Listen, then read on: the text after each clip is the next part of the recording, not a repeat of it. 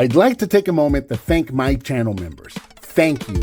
It's continued support like yours that keeps this channel growing. And if you haven't already, please consider joining today. Hello and welcome, I'm Bert the Stormtrooper, and today we're going to be taking a look at the Transformers Legacy Evolution METALHAWK, and I love this toy. Now, it's been a while since I put out a video, and that's just simply because life has gotten in the way, not any other reason in particular. I've just been very busy with home life and with work, and I just haven't really had time to crank out any videos. But I found this guy this morning and he completely blew me away, so I figured, you know what, let me try and just put out a real quick video just to put something out and to check in with you guys. So here we have METALHAWK, amazing figure. This is a Voyager class figure that released in the first quarter of 2023. So this is brand new and starting to hit store shelves right now as of the time of this recording. Like I said, I just picked this one up this morning from my local Walmart. It is a Voyager class figure, retails for approximately $30. And this is actually a heavy retool of the Cyclonus figure that we got a while back, and I had completely forgotten that this was a retool because it doesn't look it until I started transforming it, and I went, wait a minute, this looks familiar. Oh, it's a Cyclone. Then it hit me. It's just so well done. Now, METALHAWK, the character METALHAWK and the original, there was a G1 figure that was exclusive to Japan. That is one of my absolute G1 grails. You guys know that I love Pretenders. METALHAWK was the leader of the Cybertron Pretenders, of the Autobot Pretenders that were left here on Earth. And his toy in G1 was never released in the US. That is a must find for me at some point, someday, hopefully at a convention, something. That is a grail find for me. So I've been wanting a METALHAWK figure for a very long time. For now, we have to settle with this modern one, and what a way to settle. This is a fantastic figure. So like I said, it is a Voyager class figure. It is a good size. It is approximately 9 inches long here in jet mode, approximately 8 inches wide at the wingspan right here. So this is a fantastic, great, big sized figure. Let me bring the camera up a little bit just to kind of show you. This jet mode is just absolutely stunning. Very evocative of the original figure and the original mode. Very, very nice. You got the dark blues there. And then you've got the red cockpit, the red wings, the red stabilizers, and some grays here along the sides there. You also got those fins on the back that are going to double as weapons going all the way around. And checking them out at the bottom, you got a little bit of the, you got the chest robot there. But other than that, it's not super obvious that it is a robot under the jet. I mean, it is if you are familiar with it.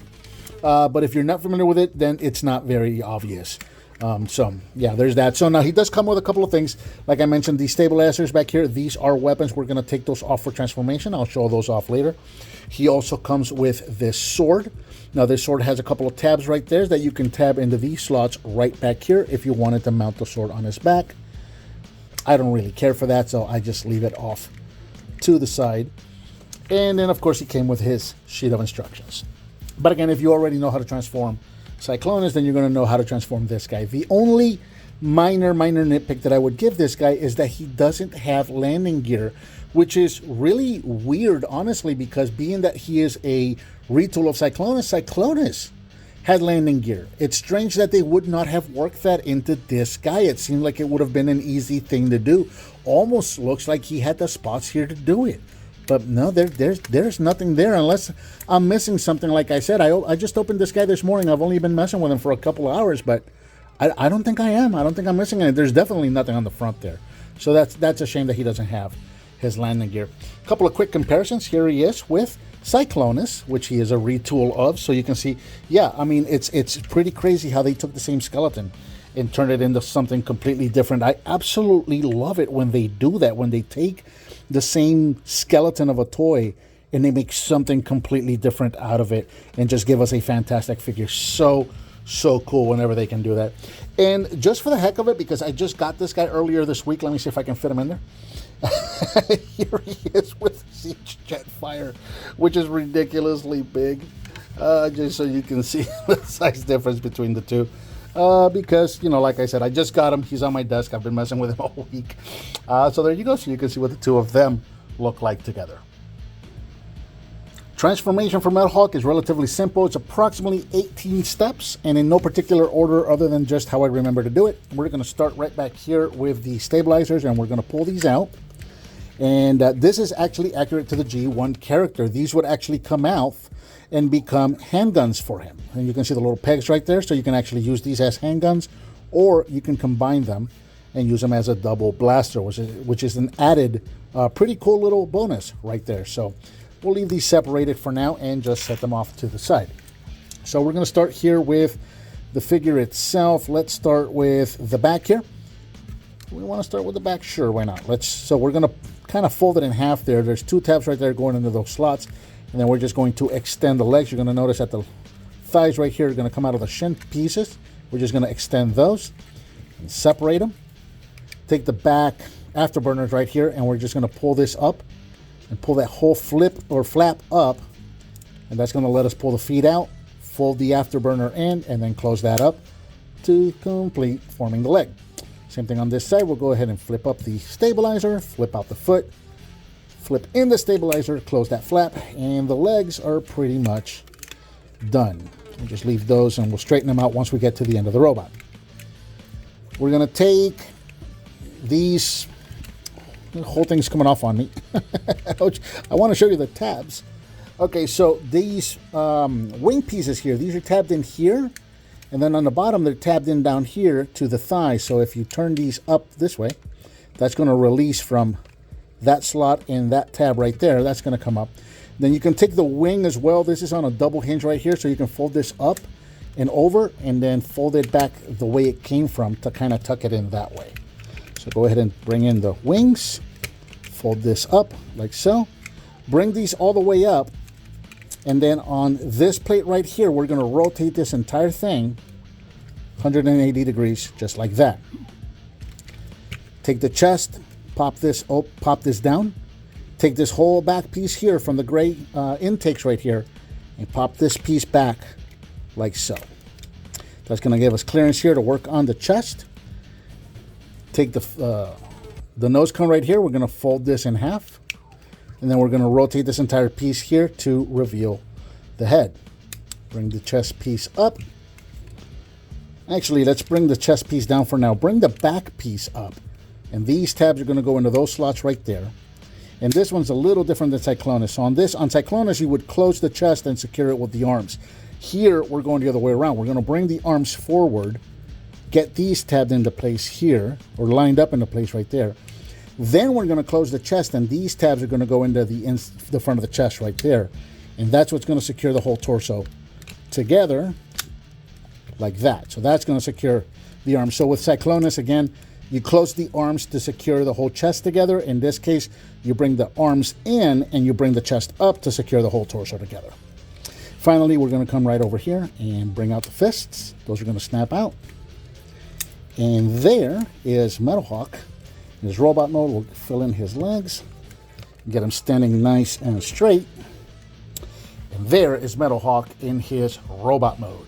And here in robot mode, he stands approximately 7 inches tall. So again, a really good size for a Voyager class figure. He's large for a Voyager. Going all the way around so you can see all of the details on him. He is really, really nice. No real kibble to speak of. Not a whole lot of hollow parts. The legs are pretty solid. They're filled in pretty good. You got a little bit of hollowness right here on the arms, and that's disappointing considering the fact that they were able to integrate the arms on Cyclonus, the figure this base, or the figure that this one was based on. They were able to integrate the arm so that the arm would be completely closed off, and here they just went with that. It just seems like a lazy alternative, or it's just a lazy way of doing it, where you just rotate this fist out and then just leave that hollow and open. They're doing that a lot lately. It just seems lazy to me, and it's a shame considering the original figure actually opened up and closed the whole arm. So that's kind of disappointing there. Again, minor gripes to a fantastic figure. Articulation wise, head is on a ball joint. You got a little bit of up and down, inquisitive, and you can turn side to side. The shoulders can go forward and backwards all the way around. You can go out, and they got this little filler piece right in here. That's really nice, though I love it when they do that. Rotation right above the elbow, bend at the elbow, and the wrists actually have rotation, which is pretty cool considering the way they hinge out. That's kind of surprising to see. You got rotation at the waist. Legs can go forward, backwards, in and out, rotate above the thigh, bend at the knee, and you got ankle tilt as well as some ankle forward and backwards. So nice range of motion. Very, very good looking figure. Again, he looks just like the animation model did for METALHAWK. He looks fantastic. So you can bring in his weapons, and again, these were the stabilizers for the jet mode.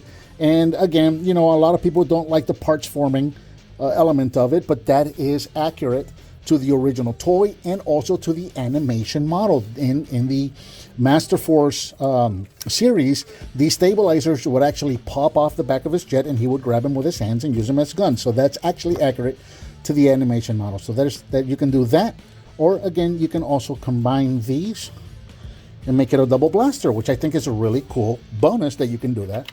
And then you can, of course, also give him his sword. You can drop it on the floor. You can play with it any way you want. So there you go. I don't care for the sword myself, so what I do is, you got a little peg right there. You got a little port back there. That will actually fit right there. And I'm okay with that. And again, just because I am a fan of Master Force and I like his original animation model, I'm going to give him the dual guns because that's the way he looked in the cartoon. Really, really neat. I've always wanted a METALHAWK, and I finally got one. Not the G1, but it's a good placeholder until I eventually find that grail for myself, right? A couple of comparisons real quick. Again, here he is with the original mold he was based off of. There he is with Cyclonus, so you can see what the two of them look like together. Yeah, again, it's really neat to see when they use the same skeleton, but are able to just come up with something completely different and give you a completely different toy out of something that they've used before. I find that really interesting. It's really inventive, and I just really dig the engineering that goes into something like that. Just because we showed him earlier, we kind of have to show him again. We'll have to back him up quite a bit. But there he is with Jetfire. Good Lord, it's ridiculous how big this figure is. There he is with Jetfire. So you can see what the two of them look like together. I don't know if I'll do a review on Jetfire. Like I said, I've been short on time. I'm just kind of shooting this one because it's quick and easy. And real quick, just because he's here, he's always here. In case I run out of salsa, here he is with G1 Optimus Prime. Absolutely fantastic figure. I'm glad. I'm kind of digging it. I'm glad that I was able to throw out a quick video for you guys, so you guys know that I'm kind of still alive. I'm still here. I've just been busy, and I'll do what I can to try and get more videos out for you guys.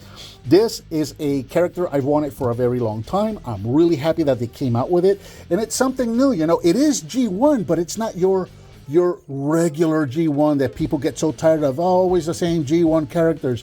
It's really cool that they're giving us G1 characters that haven't been done before, or that we don't get that often, so it still feels like you're getting something new. It's something a little more obscure, something Japanese, and it really scratches my itch for METALHAWK because it's a character that I absolutely love, and I love having a representation of him on my shelf.